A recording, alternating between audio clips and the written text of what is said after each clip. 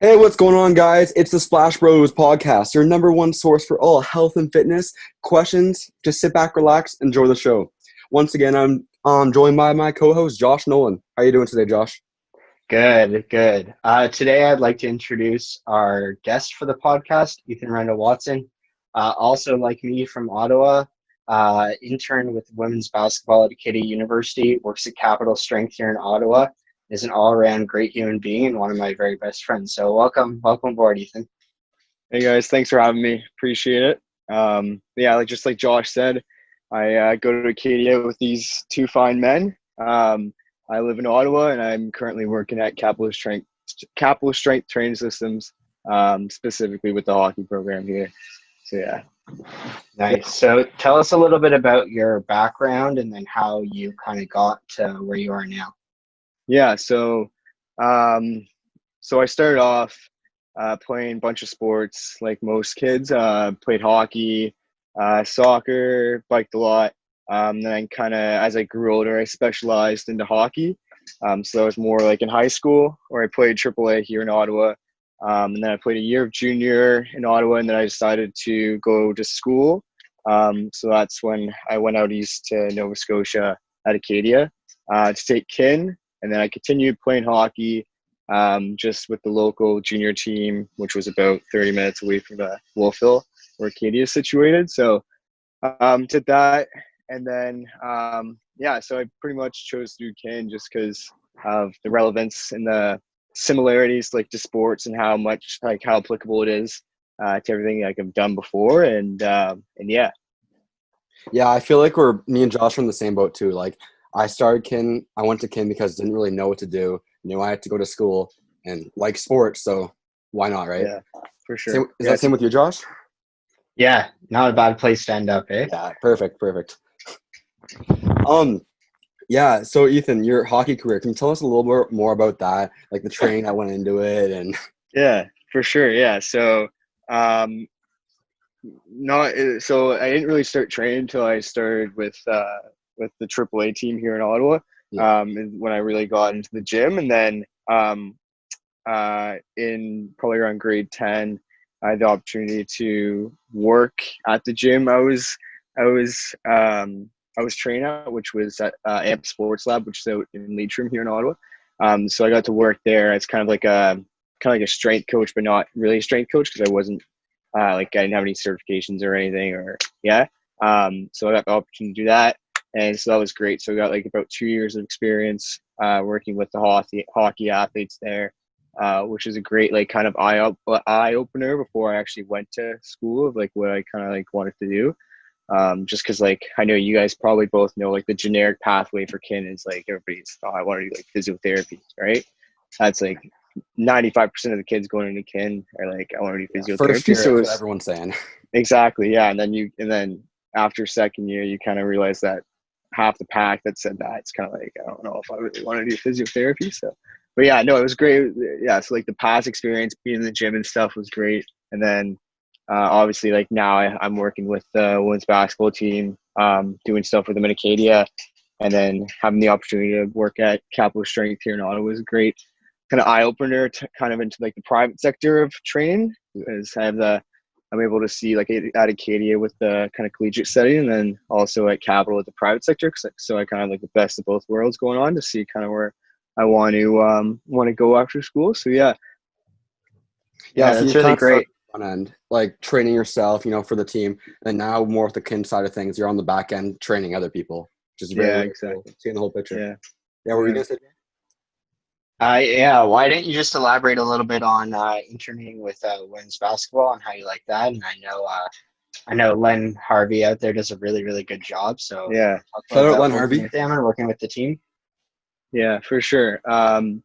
Yeah, so I just touch on Len. So Len's a great guy. He gives he's I know with the girls he expects a lot, but I think that's great and kind of like when you're in like a high performance environment, which all the teams at the collegiate level are.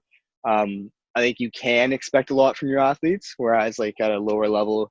it's a little bit different, but yeah, working with the women's basketball team is great. I'm given a lot of autonomy, and the fact that I'm able to program a lot and kind of come up with my own stuff.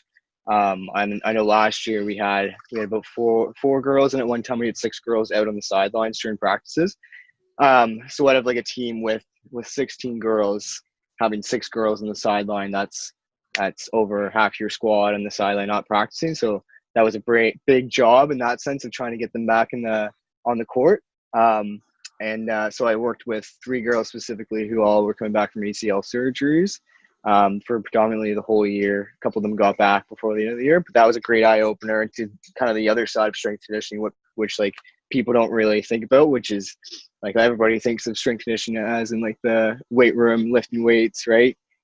Programming in that sense, but then there's a whole other side where there's the injuries and getting the athletes back on the court and or in the wherever the rink or the field, which is a great eye opener. Or the pool. And I know, yeah, or the pool. Yeah, sorry, can't forget about the swimmers.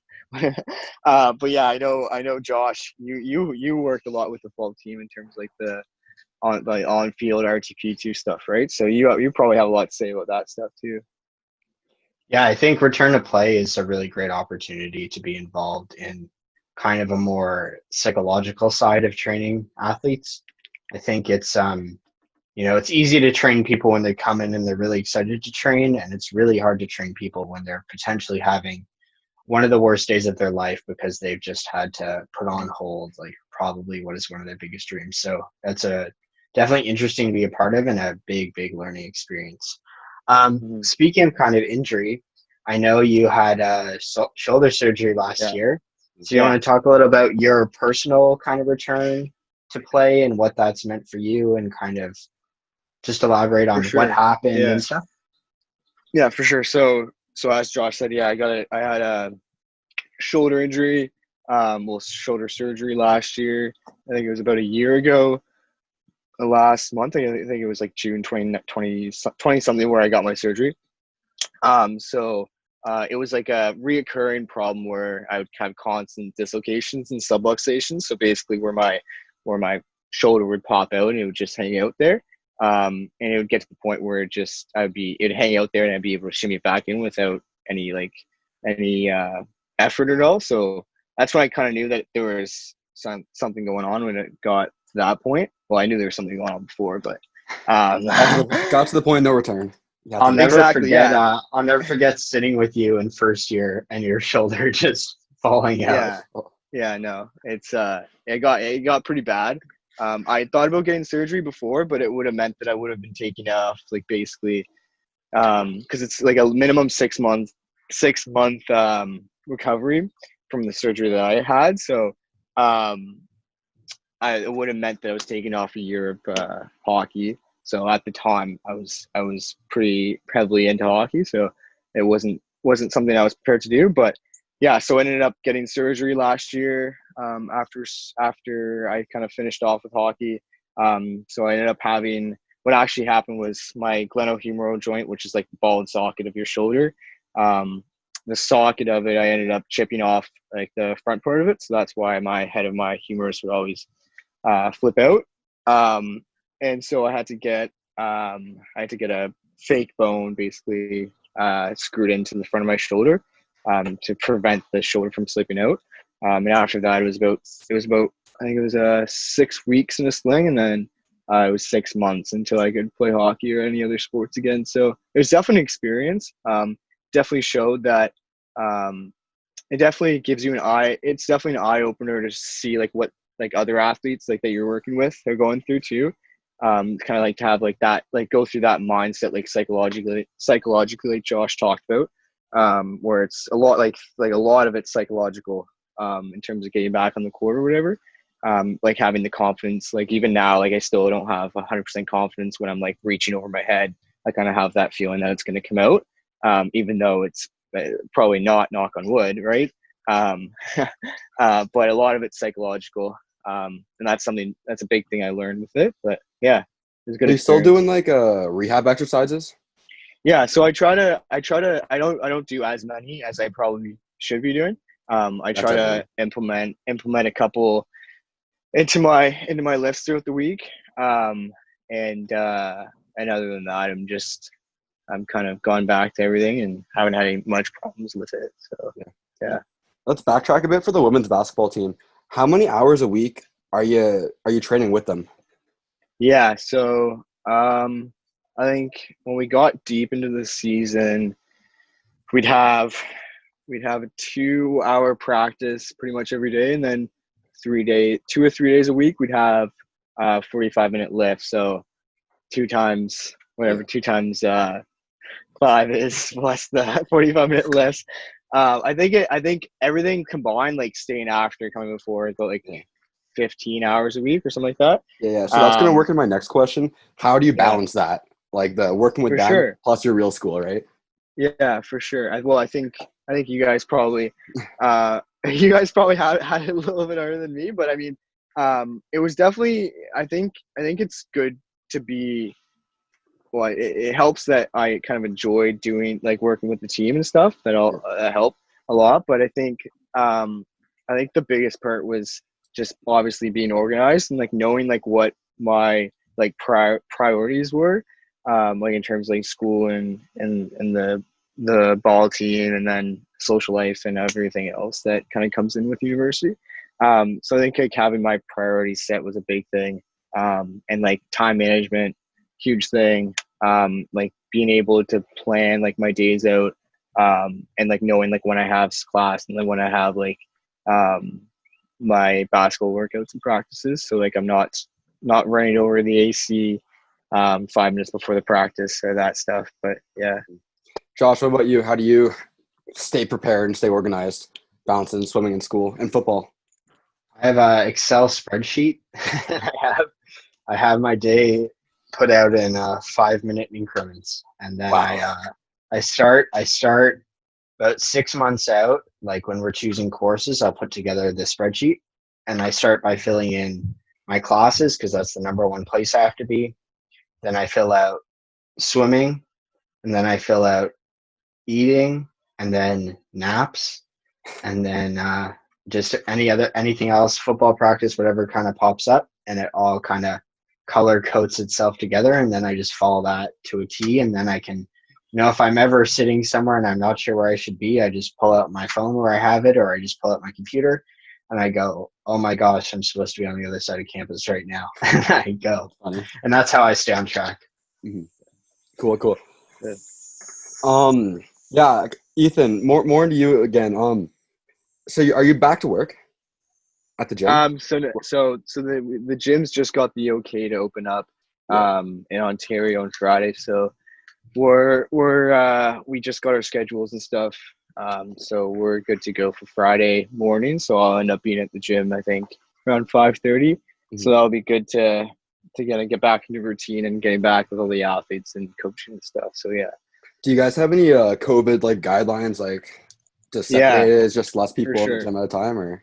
Yeah, so we're fortunate enough that we have a pretty like large open gym space where we have 10 squat racks, and then a bunch of dumbbells and stuff. So we're able to kind of situate about 10 people plus coaches in the gym. So for most classes, we have about 2 to 3 coaches on the floor, and then plus 10 athletes or 10 adults or whoever it is that we're coaching that day. And so we have at each rack, we have our bands. So each person will get a certain amount of like red bands, purple bands for different resistance. And then obviously they have all the weights and their barbell. And then we have like tape to signify where they're allowed to go. And then the coaches are just walking around in the middle in the turf. So, and then there's obviously spray bottles and stuff like that to limit the transfer COVID-19. Oh yeah, COVID-19. Yeah, I was creeping you a little bit before the podcast started on Facebook and stuff. And what was that about your posting about like some petition for your gym, sign something? Oh yeah. So that was a petition that somebody, I don't know who it was, but somebody had made just on like the Change.org. I can't remember that website, but it was just to reopen gyms. I don't know how if it affected, but yeah, just because exactly. Yeah. You go ahead, Josh. Yeah, what do you think the biggest challenge is now that the gyms are finally reopened? Like, how do you think they're going to be able to stay open? Yeah, for sure. I think. My Well, gyms aren't open yet. All of Toronto is still closed. You guys are Right, that's lucky. fair. That's fair. We're the lucky ones. Biggest challenge. Biggest challenge is probably gonna be like regulating like a smooth like transition of people throughout the gym. So like the way like we did it is we have two doors. So we have like a front and a side door. So like everybody comes through the front and the people go out the side. So it's just gonna be like, especially coming back, everybody's gonna want to talk and to each other, gonna be wanting to like high five and stuff, where obviously we're not gonna be doing that. The gym atmosphere, like Exactly, and you're going to want to be talking to coaches, catching up, seeing how you're doing, seeing how the athletes are doing. So I think that's going to be a big struggle. Is kind of just telling people like, hey, like we're here, get here 5 minutes before, we're going to work out, and then yeah, we can chat predominantly throughout the workout. But we only have 50. Like we cut our sessions down to 50 minutes. We have the 10-minute time to clean. So it's probably going to be a little bit of a challenge, kind of getting people in and out of the gym. Without socializing too much. But yeah. And do they have to wear masks inside, or are they out of that rule here? Yeah. So we still have a staff. We have a staff meeting coming up. Today's Wednesday, right? Yeah. So we have a staff meeting tomorrow talking about all this, a couple of things. So I'm not 100% sure on the guidelines for us. I think that we might be allowed to take our masks off when we're doing our like workout, and then have to have it back on when we're cleaning. But I'm not 100% sure, so I don't need anybody quoting me on that. Yeah, no, of course. Hey guys, sorry, we had a little bit of technical difficulties there. We lost Ethan, but we're going to continue the show just for you guys because, number one podcast in the world for health and fitness. Before Ethan left, he asked us what our biggest struggle was with starting our personal training businesses. So I'll start with you, Josh. What was your biggest hurdle? Yeah, so the biggest hurdle for me was I didn't have a lot of experience doing any marketing or social media marketing. So kind of learning how to use Instagram, how to use Twitter were the biggest barriers for me when I was starting out. Yeah, for me, it's probably the other end because I've kind of been doing YouTube, Instagram, stuff like that for a couple of years now. So I knew around it a little bit. My biggest hurdle was building the website from scratch, like day in, day out. I feel like that was just a couple week grind, just getting that website ready to go for July 1st. But the power of social media is like insane. Like I posted a TikTok yesterday of just, hey guys, we're doing fitness videos. You should check it out. Go subscribe to my YouTube channel. And 20 or 30 people went from TikTok to YouTube just to subscribe. So like the power of social media is insane. And it shows how you can do free advertising, right? And still get away with results, which is awesome. Yeah, for sure. It's a good mechanism. All right, so we'll go into the Q&A now. Do you want to lead us off there, Brett? You got the questions? Yeah, I got the questions here. First Q&A question. So yeah, if you guys have any questions that you want answered, me and Josh both have Instagrams for our personal training. Mine is Fitness Russell Muscle. Josh, yours is Can of Fitness on Instagram and Soup Can Fitness on Twitter. Just send me a message or send Brett a message, and we'll answer your question here on the podcast. Or if it's a really short question, we'll knock it off right away.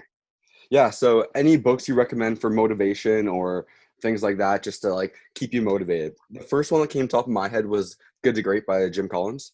Very, very good book. Me and Josh both read it for school. But I know, Josh, you had a other recommendation. Yeah, so I was just part of this internship with Elon University in North Carolina, and we had to read this book called Raise Your Game by Alan Stein Jr. And it was a really, really good book about motivation, about lifestyle, and about a bit about how to just improve yourself bit by bit. And that really pumped me up, and I really, really enjoyed that book. So I highly recommend that book, Raise Your Game by Alan Stein Jr. Awesome. And next question we got, is protein powder needed?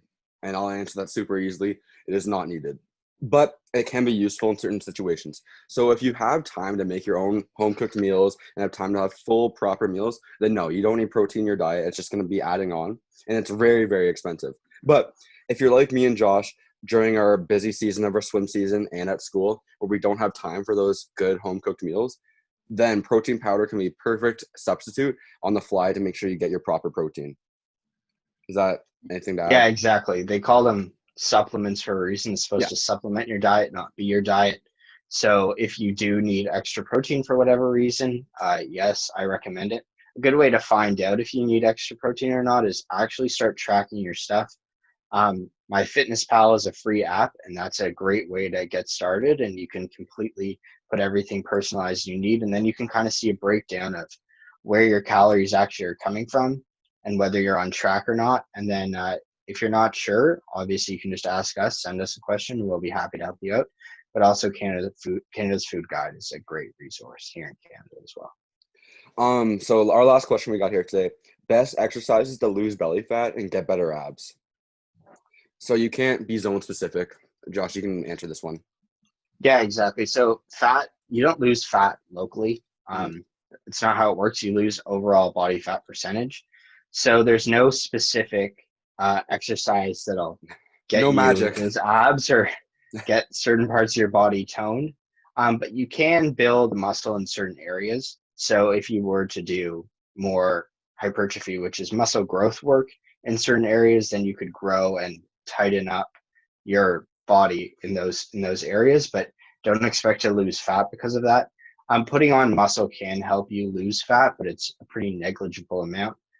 So the most modifiable thing that you can do in your day-to-day life is your diet. Yeah, so you gotta be in a calorie deficit in order to be able to see the abs. And if you want more defined abs, I guess, then doing those ab exercises. But just to be able to see them, you need to be in a calorie deficit, lose some weight, lose fat. Yeah, that's all the questions we got here today. Sorry, Ethan, for cutting short and losing that. Thank you so much for being on the podcast. We had a lot of fun. I really like this, having a guest on to bounce back and forth with.